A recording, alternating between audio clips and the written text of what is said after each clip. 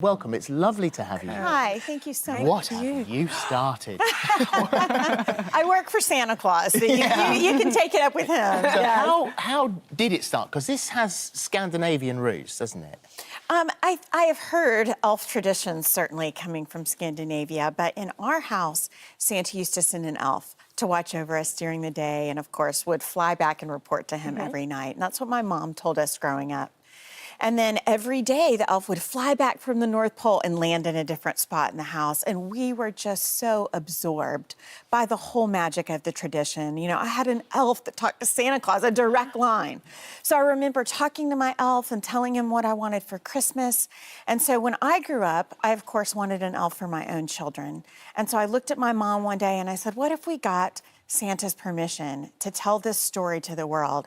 And so we wrote our book really based on our own family tradition. And that's how it got started. We never dreamed it would turn into this. It's so lovely. Some of these things are not easy to get off the ground. Some of the best ideas have been a real struggle.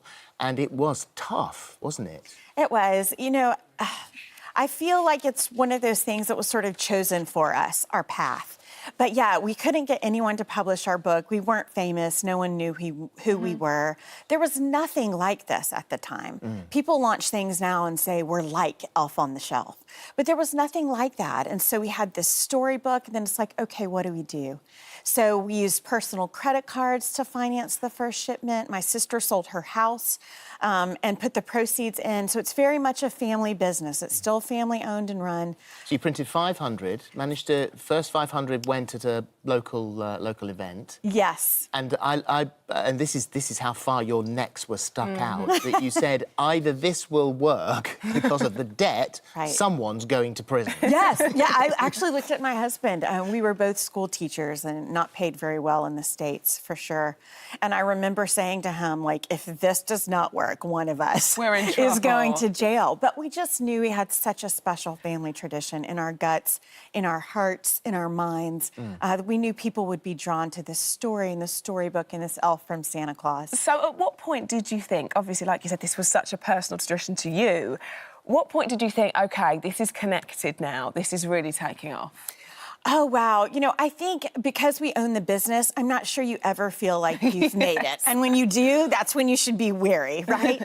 But I think for us, it's really about sharing our own tradition with the world. And we've had so many amazing moments. In fact, I just saw that NASA had an elf on the shelf in space.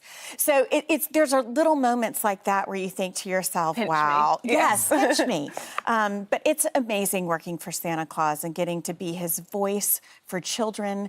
People tell me their stories about how the elf on the shelf has affected their lives in really meaningful ways. What are, because I know that there are very specific ways that you have to treat your elf, you have to do this properly. What are the golden rules? Oh, that's a great question. I actually get that quite a lot. So the first thing you want to do is read the book as a family. That sets up the entire tradition.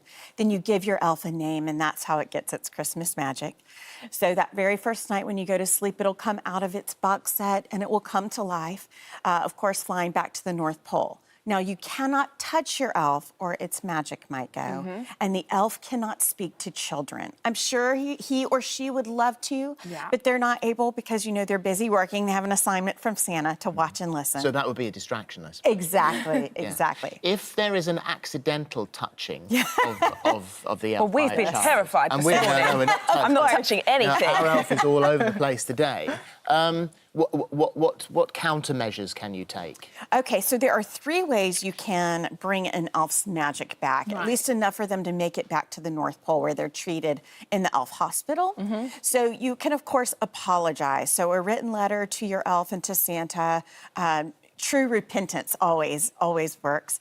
And then we've heard stories of people sprinkling cinnamon nearby the elf. It's like vitamins for the elf. And then, of course, they're singing a good old-fashioned Christmas carol. So you don't want to test Christmas magic very much, but every now and then it happens. So there are a few ways we can revive. How do you keep don't panic. What's the best way to keep your elf happy? Oh, elves are just so happy when they see so many kind, good deeds from children. They are so excited. Yes, when they get to go back and have these wonderful reports to Santa Claus. So certainly that always makes them happy. Christmas carols, families spending time together, those are all those are all great reports back at the North Pole. We've had some, as you would imagine, pictures that have come from all over where the elves may be. We've got Kaylee here. She says it's chaos. So look, there's elf laundry going on. Oh my, look at that. That is a very adventurous, creative elf. So good. Sharm, this is great. Sharm says, makeover, anyone? Aww. Then you've got Victoria. Ours is a little bit of a ladies' man. So out there...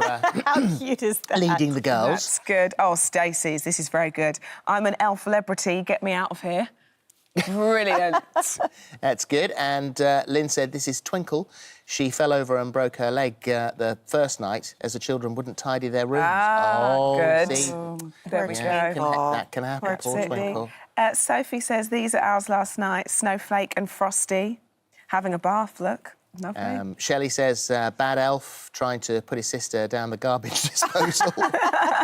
And Elaine says, Alfred captured the snowman and grated his bum. What about keep them coming in? What about you? How far afield has it gone for you? What reactions have you seen? Oh, you know, it really is magical, and I think it's very personal for each family. So elves match the personality of their family. Some are very calm and still and just go back and forth and report to Santa Claus.